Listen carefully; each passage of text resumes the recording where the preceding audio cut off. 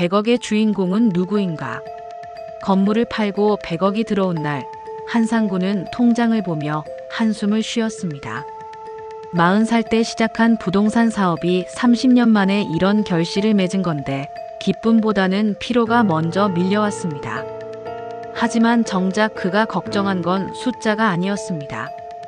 바로 그날 저녁 아들 한도현이 거실에 앉아 이렇게 말했으니까요. 아버지, 그 돈 이제 제 미래를 위해 써야 할 때 아닌가요? 상구는 차를 마시던 손을 멈췄습니다. 도연의 눈빛엔 감사보다는 권리의식이, 존중보다는 계산이 담겨 있었습니다. 내 미래라니. 저 이제 40입니다. 회사 그만두고 사업 시작하려면 자금이 필요해요. 그 돈 어차피 제가 받을 거 아닙니까? 상구는 아무 말도 하지 않았습니다. 그저 창밖을 바라볼 뿐이었습니다. 돈이 가족을 바꾼 걸까요? 아니면 가족이 돈을 바꾼 걸까요?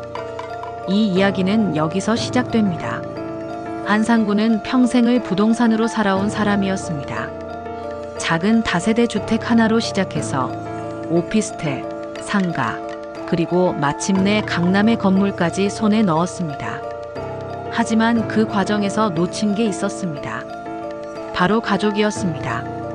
아들 도연은 어릴 적부터 아버지의 부재를 견뎌야 했습니다. 운동회에도 졸업식에도 생일에도 아버지는 없었습니다. 대신 통장에 돈이 들어왔고 학원비가 납부됐고 유학 기회가 주어졌습니다. 도연은 그걸로 충분하다고 배웠습니다. 사랑은 숫자로 표현되는 것이라고. 하지만 35이 되던 해 도연은 직장에서 밀려났습니다. 사업을 시도했지만 실패했습니다. 빚은 없었지만 자존심은 무너졌습니다. 그때부터 도연은 부모의 재산을 자신이 받을 권리로 여기기 시작했습니다. 아버지가 준 사랑의 방식을 그대로 돌려받으려 한 겁니다. 건물 매각 후 한 달이 지났을 때 도연은 회계사를 불렀습니다. 그리고 가족 회의를 소집했습니다. 아버지, 이제 재산 정리를 해야 할 때입니다. 상구는 놀랐습니다. 아내 윤명이는 얼굴이 하얗게 질렸습니다. 재산 정리라니 무슨 소리냐? 세무 최적화입니다.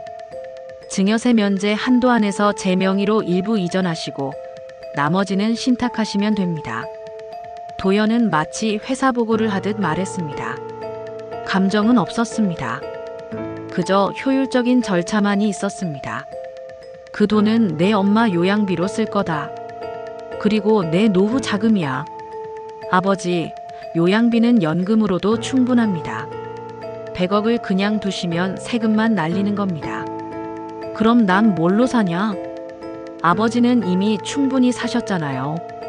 그 말에 상구는 입을 다물었습니다. 아들이 자신을 이미 끝난 사람으로 본다는 걸 깨달은 순간이었습니다. 명희는 울먹였습니다. 도연아, 내가 왜 이러니? 아버지가 널 위해 얼마나. 엄마, 이건 감정의 문제가 아니에요. 합리적인 재산 관리예요. 도연은 자리에서 일어났습니다. 회계사는 서류를 두고 갔습니다. 상구는 그 서류를 한참 동안 바라봤습니다. 그날 밤 명희는 남편에게 말했습니다. 당신이 너무 무심했어요. 도연이가 어릴 때부터. 상구는 고개를 끄덕였습니다. 알아. 내 잘못이야. 그런데 이제 와서 돈으로 해결할 수 있는 게 아니에요. 도연이는 돈이 아니라 아버지가 필요했던 거예요. 그럼 이제 어떻게 하란 말이야? 명희는 대답하지 못했습니다. 이미 너무 많은 시간이 흘러버렸으니까요. 며칠 후 도연은 다시 찾아왔습니다.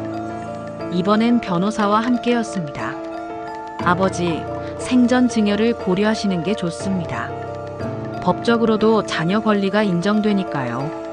상구는 조용히 물었습니다. 너 정말 돈이 필요하냐? 필요합니다.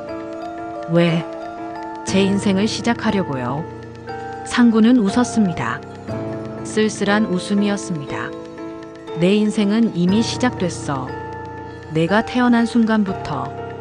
그건 아버지 인생이었죠. 제 인생은 제가 선택한 적이 없어요. 그 말에 상구는 더 이상 아무 말도 하지 않았습니다. 일주일 후 상구는 도현을 불렀습니다. 서재에서 둘만의 시간을 가졌습니다.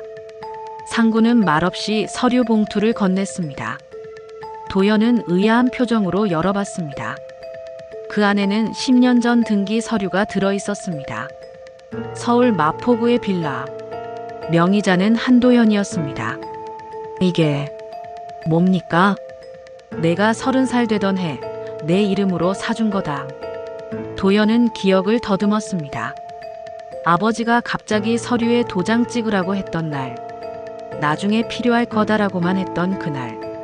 이거 지금 시세로 하면 15억쯤 될 거다. 넌 벌써 받은 거야. 도현은 말을 잃었습니다.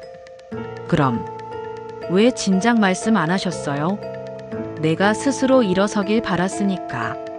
상구는 창밖을 바라봤습니다. 나도 내 나이 때 아무것도 없었어. 그래서 악착같이 벌었지. 근데 너한텐 그런 배고픔을 주고 싶지 않았어. 그게 내 실수였나 보다.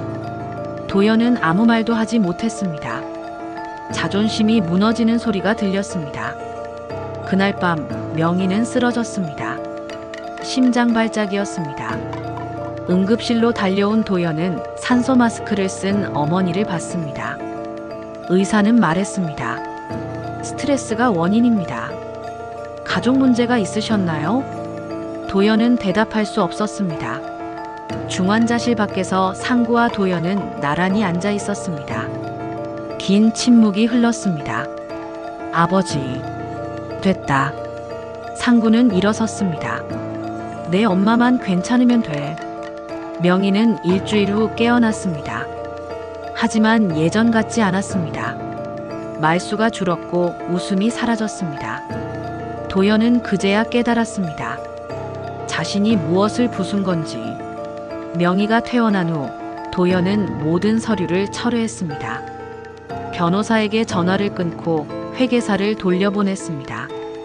그리고 아버지에게 편지를 썼습니다. 아버지, 돈은 물려받는 게 아니라 지켜야 하는 거였네요. 아버지가 지키신 건 재산이 아니라 가족이었는데 저는 그걸 너무 늦게 알았습니다. 용서해 주세요. 상구는 그 편지를 읽고 오랜만에 아들을 안아줬습니다. 도현은 40의 나이에 처음으로 아버지 품에서 울었습니다.